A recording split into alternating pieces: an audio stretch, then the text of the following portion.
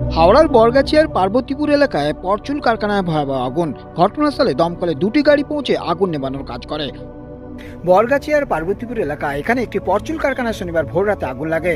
আগুন লাগার পরে কারখানায় রাখা সমস্ত পাটের সামগ্রী পুড়ে ছাই হয়ে যায়। স্থানীয় সূত্রে যেটা জানা যাচ্ছে, ওই পরচুন কারখানায় শনিবার ভোর রাতে কোনোভাবে আগুন লেগে যায়। এরপরই তারা থানায় এবং দমকলে খবর দেয়। শনিবার ভোর রাতে কারখানাটিতে আগুন লাগে। তারপরে এলাকার মানুষজন জগৎবল্লভপুর থানা পুলিশে খবর দেন এবং দমকলেও খবর দেন। এলাকায় পৌঁছে যায় পুলিশ। এ প্রসঙ্গে সাধারণ মানুষজন জানান, কয়েক লক্ষ টাকার উপরে পাটের জিনিসপত্র সামগ্রী ছিল, তা একেবারে পুড়ে ছাই হয়ে গিয়েছে।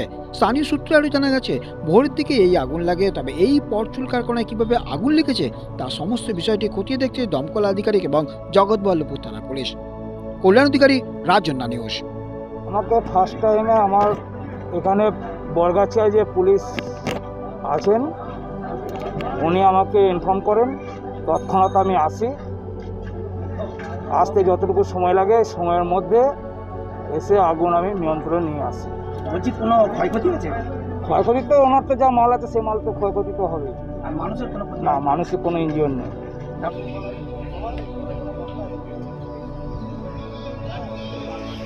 ওই পরচুন কারখানায় শনিবার ভোর রাতে কোনোভাবে আগুন লেগে যায়। এরপরই তারা থানায় এবং দমকলে খবর দেয়। ঘটনাস্থলে এসে পৌঁছায় জগৎবল্লভপুর থানা পুলিশ। পরে দমকলে দুটি ইঞ্জিন এসে আগুন নিয়ন্ত্রণে আনে।